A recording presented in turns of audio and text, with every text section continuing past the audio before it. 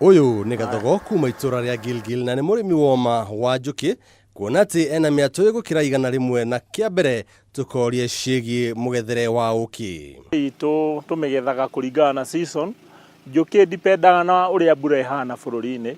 Mbura ingiko nyingi tukona mbura nene iria yura mweri wa kana, tucoke tukona mbura nini iria yura mweri-ini wa 10 wa 11. Njuki no hote kugetha season no hote kugetha maita matatu na ikona irakuhe uki na njuki mwatu riu toyu witu ni ugukora ni turahota kugetha kuma kilo 12 nginya kilo 13 hari harvest imwe.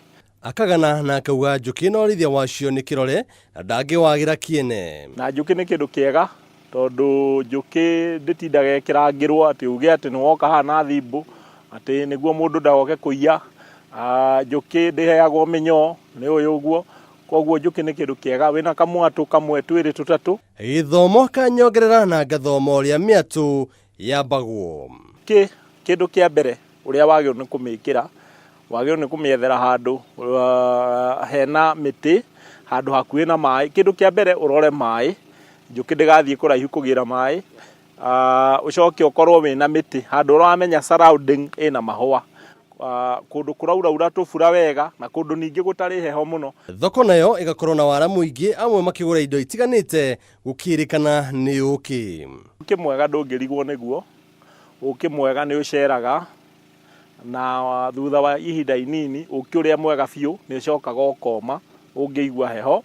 Uki uria mwega wa urikia mai-ini ni uringukaga.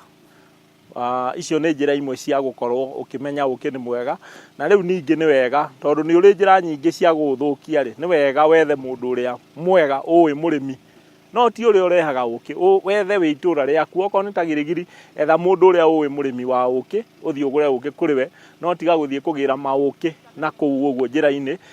Thogora naguo gakorwo gitigana muno na itumi ndiganu twagirire kugura na thogora uriku. Tariu ithuĩ twendagia kilo imwe ciringi 1000 ni gukora kuri andu angi marakiendia thi kuringana na mundu kuri ekaga atia no ithuĩ tondu kindu gitu ni githeru kindu gitu ni kiega kindu gitu ni guarantee kiri hitukire ikiro ciothe na kionekana kana ni kindu kiega. Uki witu twendagia kilo 1000 na ni tuthimite ithimi ciothe ni gukora twina nuthu kilo 500 ni gukora twina gramu 300 ni gukora twina gramu 250 twina gramu 100 uguo kuma mundu wa ciringi 100 gwitu ni akuona uki. Utaro wa muico riu kuma kuri murimi Gathogo ni getha cia uki tuhingire hau. Ndingenda kwira mwiroreri wa Kameme TV kana murimi uria twinake thiku ici tiga kuri murimi uria warimagwo tene, tiga kuri murimi uria warimagwo ni aguka, tiga kuri murimi uria warimagwo ni ya baba.